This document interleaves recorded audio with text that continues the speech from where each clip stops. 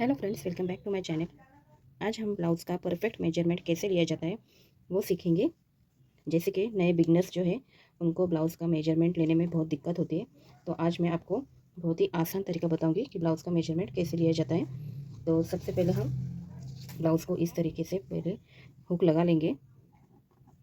इस तरीके से अच्छे से ब्लाउज़ को रखना है। इसके बाद हम सबसे पहले ब्लाउज़ की लेंथ लेंगे, इस तरीके से रखेंगे अच्छे से।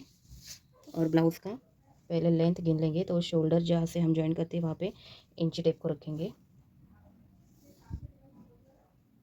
इस तरीके से। और नीचे की तरफ जहाँ पे हम ये टक्स जॉइन करते हैं पीछे के, वहाँ तक हम इंची टेप को रखेंगे। थोड़ा सा खींचना है ब्लाउज़ को, तो यहाँ पे आता है 12.25 इंच। आप देख सकते हो 12.25 इंच आता है। इस तरीके से भी आप चेक कर सकते हो। ये देखो, ऐसे रखना है इंची टेप को। 12.25 इंच आता है। 12 और 3 लाइन 12.25 आता है। अब यहाँ पे हम आर्मोल्स चेक करेंगे, तो आर्मोल्स को भी ऐसे ही रखना है शोल्डर की तरफ, और इस तरीके से रखेंगे। अब जहाँ पे हमारी स्लीव जॉइंट हुई है यहाँ तक हम रखेंगे, तो करीबन 5.25 इंच पर आता है इसका आर्मोल्स।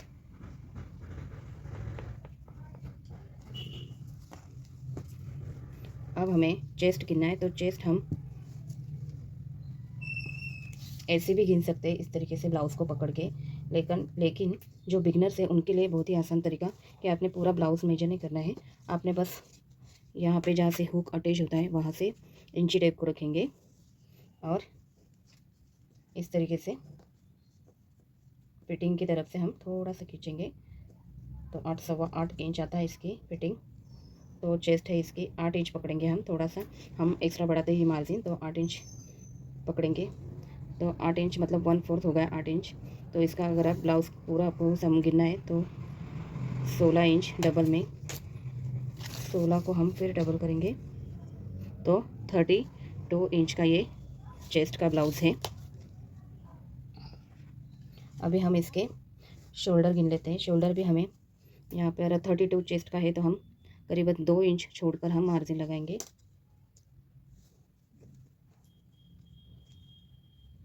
तो 4.5 इंच पर आता है इसका शोल्डर, तो हमें इसमें 1/2 इंच एक्स्ट्रा मिलाना है, 5 इंच। अभी आगे का गला गिन लेंगे। आगे का गला 5.5 इंच आता है।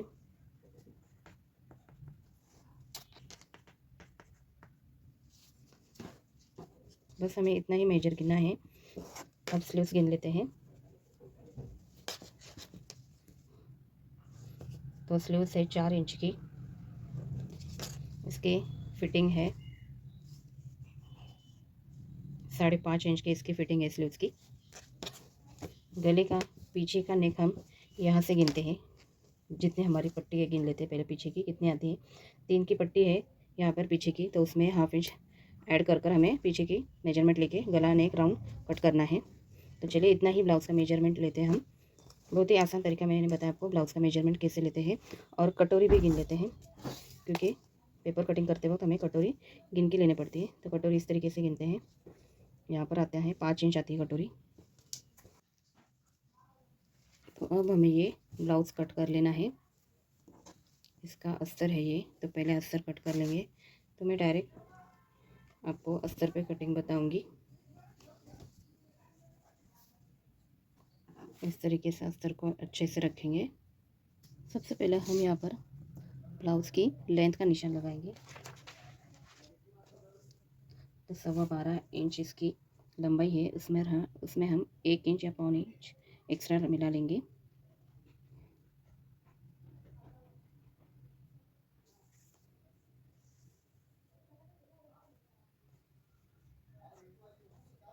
के लिए अगर आप नए हो तो आप 1 इंच एक्स्ट्रा लेना, क्योंकि आधा इंच नीचे की तरफ और आधा इंच ऊपर की तरफ लगेगा। अब यहाँ पर हम चेस्ट के निशान लगा लेंगे। तो 8.25 इंच इसका 1/4 आता है, तो हमने 8 इंच पकड़ा है।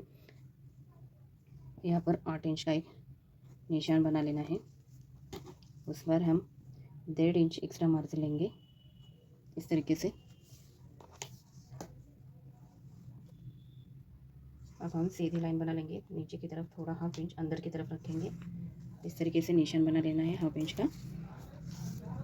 अब हम यहाँ पर शोल्डर डालेंगे, तो यहाँ पर हमने शोल्डर आया था 4.5 इंच, उसमें हम एक्स्ट्रा आधा इंच एक्स्ट्रा मिलाएंगे 5 इंच।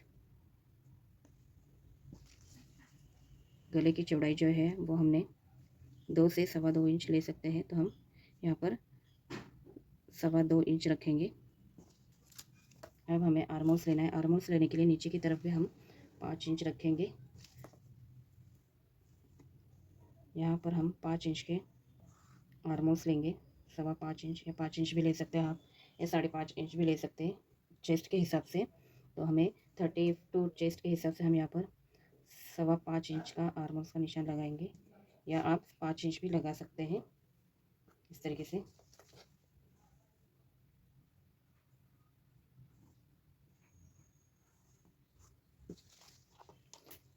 अब यहाँ से हम 1.25 इंच आर्मोल्स के लिए निशान लगाएंगे 1.25 पर।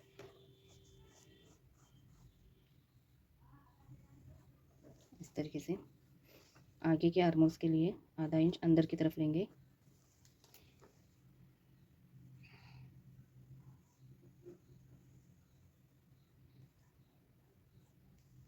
इस तरीके से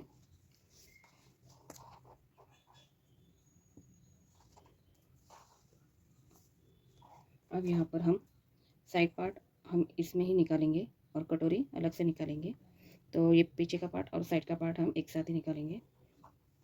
अब यहाँ पर हम 5.5 इंच पर आगे का गलाया था, तो उस पर हम 3 पॉइंट एक्स्ट्रा लेंगे। नीचे की तरफ 2.5 इंच लेंगे, एक बॉक्स रेडी कर लेंगे,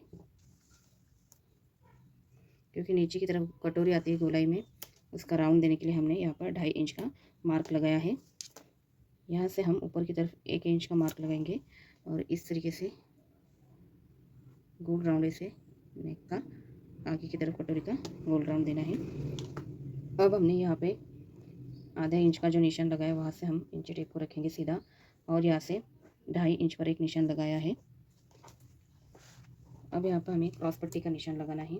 तो क्रॉस पट्टी हमेशा 3.5 इंच लेते हैं हम कम चेस्ट में। अगर आपकी लेंथ बड़ी है और चेस्ट हैवी चेस्ट है तो उस पर हम 4 इंच का निशान लगाते हैं। तो यहाँ पर मैंने 32 चेस्ट के हिसाब से यहाँ पर मैंने 3.5 इंच लिया है।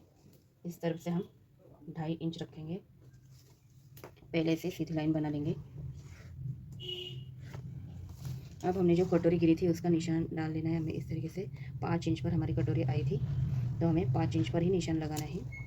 अब यहाँ पर हमें कटोरी का आकार बना लेना है इस तरीके से।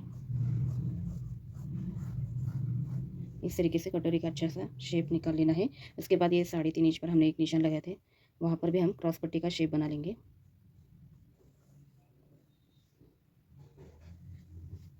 ऐसे।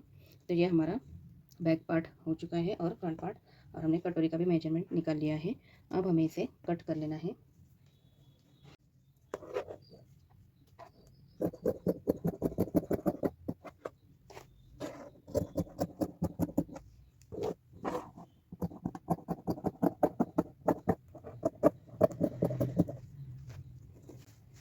अब हमें अस्तर को इस तरीके से रखेंगे। ये जो पार्ट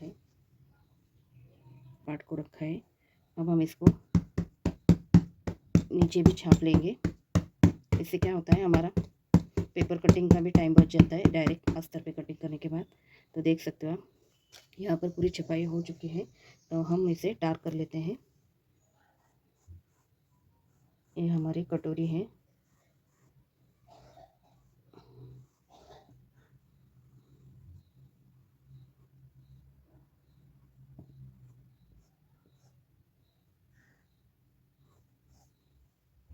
यहाँ पर साइड का पार्ट निकल चुका है।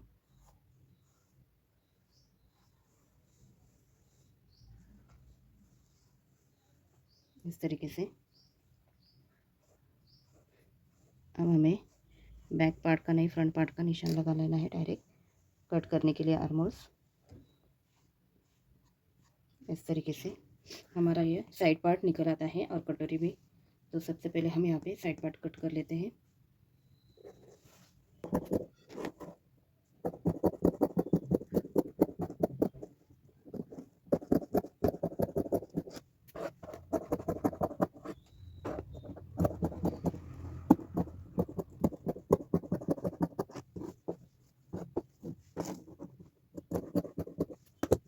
हमारा जो है साइड बैक पार्ट और साइड पार्ट भी निकल चुका है। अब हमें कटोरी और क्रॉस पट्टी निकालनी है। तो यहाँ पर सबसे पहले हम क्रॉस पट्टी निकाल लेते हैं। क्रॉस पट्टी निकालने के लिए हम यहाँ पे जो क्रॉस पट्टी का हमने शेप लगाया था पहले उसे हम डार्क कर लेंगे। इसके बाद हमें उसको यहाँ पे निकाल लेना है।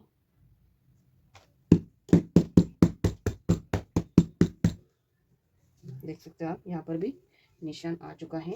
अब हम इसे डार्क कर लेंगे।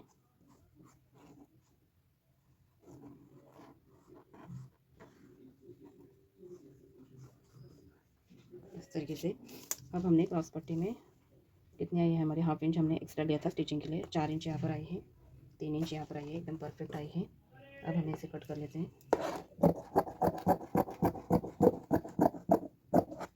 इससे क्या होता है कि हमारा पेपर कटिंग का टाइम भी बच जाता है इस तरीके से अगर आप कटिंग करते हो तो। और अगर आप बिगनर्स हो तो सबसे पहले आपने पेपर कटिंग ही करनी है। तो यहाँ पर क्रॉस पट्टी, बैक पार्ट और साइड का पार्ट निकल चुका है। अब हमें कटोरी और स्लीव्स निकालनी है। तो इतना कपड़ा हमारा बच गया। तो सबसे पहले हम स्लीव्स को निकालेंगे। स्लीव्स को इस तरीके से ऐसे फोल्ड कर लेना है। निकालने के लिए हमें बैक पार्ट को इस तरीके से गिन लेना है। तो 7 इंच आता है, तो हमें 8 इंच की इसकी 8 इंच का कपड़ा चाहिए हमें इसे। तो ये 8 इंच बराबर आता है, 1 इंच बढ़ाकर। अब हमें हमारे स्लीव्स जो थी 4 इंच की थी, 4 इंच की स्लीव्स है।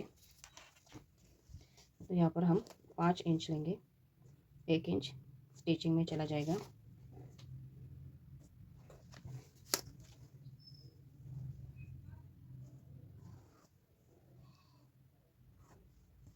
अब हमें यहाँ से 2.5 इंच पर निशान लगाएंगे। छोटी स्लीव्स है तो हमें यहाँ पर 2.5 इंच निशान लगाएंगे। अगर इससे ज़्यादा स्लीव्स बड़ी रहती है तो हमें 3 इंच पर निशान लगाना है इस तरीके से।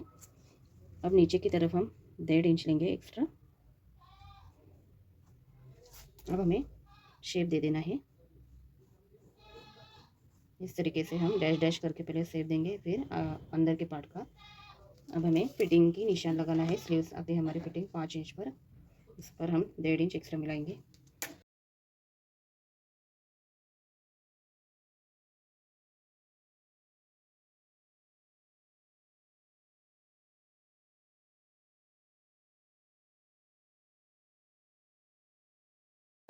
अब यहाँ पर मेरे पास 32 चेस्ट की कटोरी है, लेकिन ये लंबाई में बड़ी है। तो इसकी लेंथ जो है हम कटिंग की जिस कटोरी की उसके ब्लाउज़ की लेंथ है 12.25 इंच और इसकी आती है 12.5 इंच तैयार। तो हमने 3 पॉइंट ही यहाँ से कम करना है कटोरी में, तो वो कपड़े पर हम कम करेंगे। तो कटोरी को इस तरीके से रखेंगे, 3 पॉइंट कम इतनी, और इसको पूरा ड्रॉ कर लेंगे।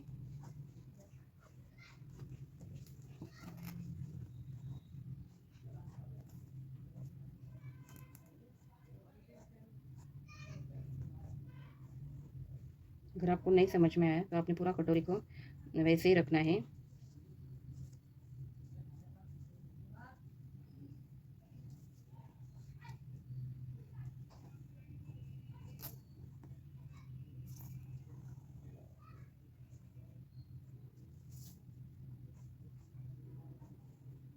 इस तरीके से रखेंगे कटोरी को। अब हमें कटोरी में थोड़ा थोड़ा कट कर लेना है। तो हम 3 पॉइंट इतना कटोरी को कम लेंगे, क्योंकि इसकी लेंथ ब्लाउज़ की कम है इसलिए। तो इस तरीके से हम कटोरी को भी एडजस्टमेंट कर सकते हैं। हमारी कटोरी आई थी 5 इंच, तो यहाँ पर आधा आधा इंच 3 का निशान यहाँ पर जाएगा टक्स में। तो हमारी बराबर कटोरी 5 इंच की रेडी हो जाती है।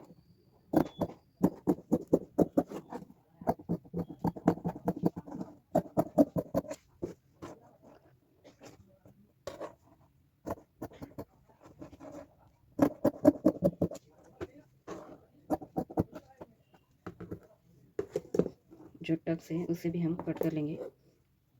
अगर आपको टक्स नहीं कट कर लेना तो मैं डायरेक्ट मशीन पे कट कर लेती हूँ। इस तरीके से इसे रखना है, कटोरी को